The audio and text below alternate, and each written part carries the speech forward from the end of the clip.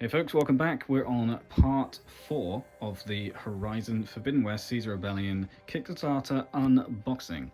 So we've already gone through these 3 items here, the base game, the upgrade pack, the deluxe upgrades, and the upgrade pack for the Zero Dawn game. So pretty cool. There'll be a link to the playlist in the description so you can see the unboxing of those if you somehow stumbled upon this one and not seen the others. But you might only be interested in the title of this video, which is this guy up here, the Kickstarter Exclusives. So this box, I believe, contains everything that you can only get in the Kickstarter. Well, at least the things like the stretch goals and stuff like that. Obviously, some of the stuff that I showed in the previous video will be Kickstarter exclusive as well, or maybe they'll sell it later, who knows. So anyway, very excited for this one. I can't remember any of the stretch goals. The campaign was over 2 years ago now, so it's pretty much completely gone from my memory, so excited to get stuck in. All right, there is nothing on the back as per usual, so let's open him up. So to start off with, we have Horizon Forbidden West Caesar Rebellion Kickstarter Exclusives Rulebook. So I guess there's going to be some things in here which are exclusive to the Kickstarter.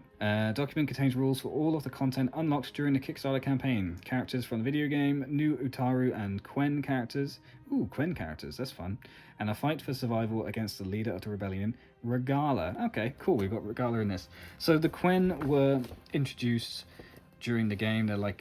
They're not from the Forbidden West, they travel there. And they're pretty cool. You've got some fun characters like Alva from the Quen, she was really nice. And this looks like we've got loads of characters from the story. Obviously you've got Aloy, but then you have Zoe, Hikaru, Katalo, and Alva, which is really nice. And you've got some Quen guys, and also Regala riding a spiky boy. Also got a bunch of cards, so this should be pretty interesting.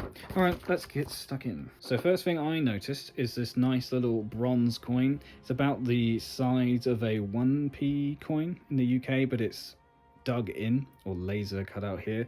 And this is an alert coin. So there are alert tokens, but this is a nice little bronze coin. So it's supposed to live down here, but somehow it made it all the way over there. Speaking of what's over here, this is the miniature for Regala riding the, was it called a sharp claw or something? Sorry, it's a claw strider. My god, it's been a long day already. We're only halfway. So yeah, she's astride a claw strider, very cool. And it looks like there is a survival mode that you can play in the Bulwark, which was one of the maps in the map book, where you can do a survival mode against Regala. So that's nice. Can't complain about extra ways to play. What is, let's have a look at these. So these are extra crit die in the various colors of the clans, and I think these must match the ones in the deluxe pack, right? Yeah, you see, these were the dice that came with the deluxe upgrade, and they are exactly the same as those. So that's the same crit die down there, the yellow one there, and then the blue one there. So they're exactly the same. I guess if you didn't get the deluxe components, it would have been nice of these to have these.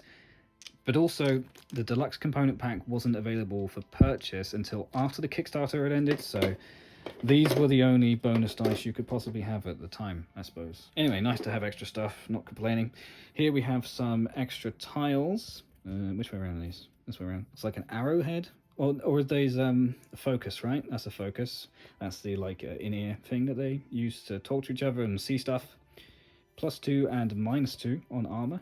Not sure what they do. We've got a bunch of cards and some more minis, so let's have a look at the various characters, see if we can figure out who we've got here. So that just looks like a Quen archer, would be my guess. Tell a lie, it's an Utaru sharpshooter, so that's cool.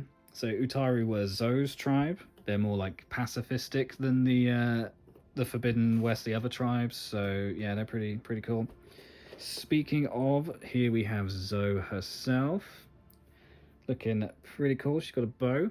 She was a really cool character in the game. I guess they didn't bother making like an Errand or a Val because they already exist in the Zero Dawn game. We have this guy here, who is a Quen guard of some description. And then we have Chief Hikaru, the chief that's supposed to basically oversee the 4 main tribes. And he doesn't seem to be doing a very good job of it. Next we have a Quen Marine. Nothing too fancy. I love that they're called Marines, even though they're just big dudes with hammers. Here's our girl Aloy. looking all funky with her bow. It's kind of funny watching her arm, like pulling the string back, but not actually having any string, but it's probably for the best. It'll just get broken. Then we have Alva, who was really awesome. I loved Alva in the game. She was a really different and interesting character. Then we have Katalo of the Sky Clan, who is missing an arm, but he was still really, really strong and awesome. I thought he was a great character. Finally, we have an Utaru Grave Singer. And the grave singers, I think, basically sung to the machines to, like, give them their last rites or something like that. I think it's something along those lines. She's got some kind of crossbow. So that's all the minis. Let's look at some of the cards. We've got 2 stacks here. Okay, let's look at stack number 1. We have Harmonious Slice. So some sort of Utaru ability, I would have thought, because it looks a bit like a sickle. Biting Crescendo. Refreshing Ballad. Singing Slice. Utaru Hunter Arrow. There we go. Called it. So yeah, abilities, and then this will be Quen, I would have thought. That's probably what the focus thing was, because they were all about using the focuses and the technology to try and figure out their ancestors and stuff. They thought they were descended, I think, from these ancestors, which I guess everyone is in a way, but this is all of their abilities and weapons. Quen Hunter Arrow. So that's all good stuff. Then in the second stack we have some more of the abilities, the Rhythmic Slice, some more of the Utaru stuff. Then we have some character cards. We have Aloy herself. I used this armor in the game. Glad they went with this one, it's really cool. Champion of all tribes. Aloy is treated as having every character's symbol. Aloy's starting hand size is 6, good to know. Then we have the Utaru Gravesinger and their sickle, Rhythmic Canister, Ripcaster, Gravesinger armor. Then we have the Sharpshooter and some of their starting equipment. We have Zoe, very cool. Alva, Quen Guard, and then some of their equipment. Quen Marine.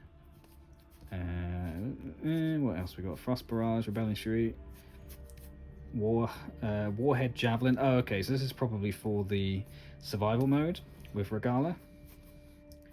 Very cool. Yeah, Broiling Cloudburst. Wow, so that's from her Claw Strider. Very awesome. We've got Chief Hikaru and Kotalo as well. And then we've got Regala's Claw Strider and Regala's Place. So that's like information around them as well. Cool, so that is the Kickstarter exclusive expansion. It's a lot less content than in the Kickstarter exclusive expansion from Zero Dawn, but that's probably for the best, because the Zero Dawn stuff was a lot more stuff that you can only do in the Kickstarter exclusive expansion. You couldn't bring it into the main game so much. But I guess you could bring some of these characters into the main game, and we've got some nice extras like the coin and these extra minis, the extra dice. Pretty cool. All right, that's everything from part 4. Next up, we're going to be starting to go through some of the main expansions. We've got 4 big expansions to go through, so I've got a lot more filming to do today, and my back is already killing me. Looking forward to it. Catch you on the next one.